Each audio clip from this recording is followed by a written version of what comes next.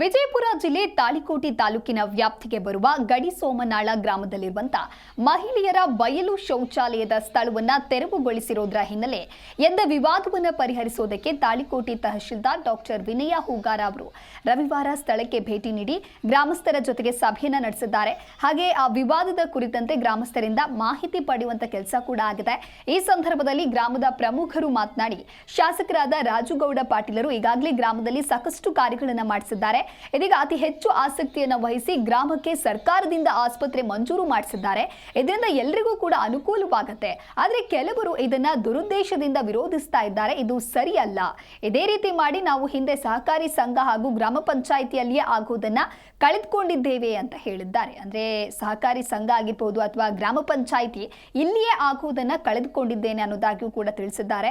PDO Iranna Badiger ಅವರು ಮಾತನಾಡಿ ಬಯಲು ಶೌಚಾಲಯಕ್ಕೆ ಕಾನೂನಿನಲ್ಲಿ ಅವಕಾಶ ಇಲ್ಲ ಆದರೂ ಕೂಡ ಮಹಿಳೆಯರ ಈ ಗಂಭೀರ ಸಮಸ್ಯೆಯ ಬಗ್ಗೆ ಪರ್ಯಾಯ ವ್ಯವಸ್ಥೆಯನ್ನ ಕುರಿತು ಸದರಿ ಜಾಗದ ಒಂದು ಬದಿಯಲ್ಲಿ ಶೌಚಾಲಯ ನಿರ್ಮಾಣಕ್ಕೆ ಸ್ಥಳಾವಕಾಶ ಇದ್ದು ಸರ್ಕಾರದಿಂದ ಅನುದಾನವನ್ನು ಪಡೆದುಕೊಳ್ತೇವೆ ಅನ್ನೋದಾಗಿ ತಿಳಿಸಿದ್ದಾರೆ.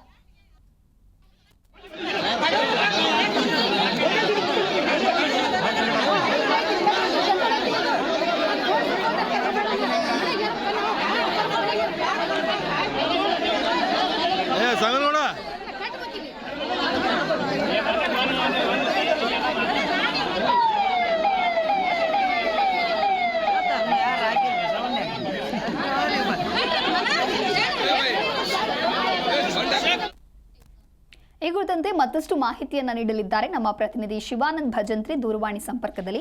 ಶಿವಾನಂದ್, ಇನ್ನು ಮಹಿಳೆಯರ ಬಯಲು ಶೌಚಾಲಯದ ಸ್ಥಳ ತೆರವು ವಿವಾದಕ್ಕೆ ಸಂಬಂಧಪಟ್ಟಂತೆ ಯಾವಾಗ ಜೀ ಕನ್ನಡ ನ್ಯೂಸ್ ವರದಿಯನ್ನ ಬಿತ್ತರಿಸುತ್ತೆ, ನಂತರದಲ್ಲಿ ಅಧಿಕಾರಿಗಳು ಎಚ್ಚೆತ್ತುಕೊಂಡ್ರಾ ಅಂತ ಹೇಳಿ ನಿನ್ನೆ ಸಭೆಯಲ್ಲಿ ಏನೆಲ್ಲ ಆಯಿತು?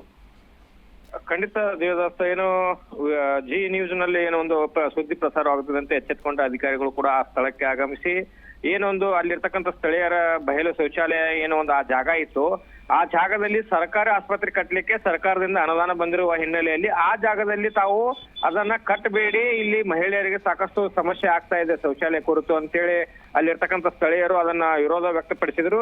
ಸದ್ಯ ಪ್ರಸಾರವಾಗುತ್ತಿದ್ದಂತೆ ಅಲ್ಲಿ ಇರ್ತಕ್ಕಂಥ ಸ್ಥಳೀಯ ತಹಸೀಲ್ದಾರ್ ಅವರು ಆಗಿರ್ಬೋದು, ಪಿಡಿಒ ಆಗಿರ್ಬೋದು ಆ ಸ್ಥಳಕ್ಕೆ ಆಗಮಿಸಿ ಅಲ್ಲಿರ್ತಕ್ಕಂಥ ಜನರ ಮನವೊಲಿಸುವಂತ ಕಾರ್ಯಕ್ರಮ ಮುಂದಾಗಿದ್ದಾರೆ. ಯಾಕಂದ್ರೆ ಇಲ್ಲಿರ್ತಕ್ಕಂಥ ಸ್ಥಳೀಯ ಶಾಸಕರಾಗಿರ್ತಕ್ಕಂಥ ರಾಜುಗೌಡ ಪಾಟೀಲ್ ಅವರು ಕೂಡ ಆ ಒಂದು ಗ್ರಾಮಕ್ಕೆ ಸರ್ಕಾರಿ ಆಸ್ಪತ್ರೆಯನ್ನ ಸರ್ಕಾರದಿಂದ ಮಂಜೂರು ಮಾಡಿರ್ತಾರೆ.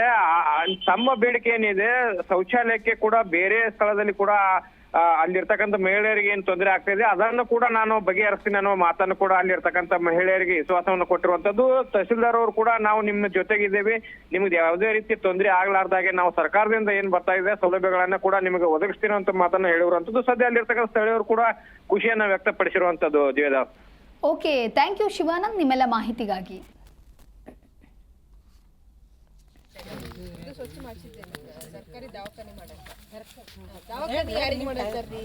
ದವಾಖಾನೆ ಯಾರಿಗೆ ಮಾಡತ್ತಾರ?